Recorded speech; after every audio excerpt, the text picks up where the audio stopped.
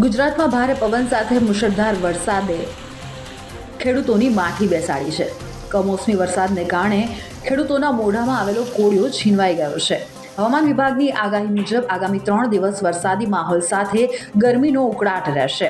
આગામી 48 કલાક ભારે પવન સાથે હજુ પણ ઘણી બધી જગ્યાઓએ કમોસમી વરસાદ નોંધાશે.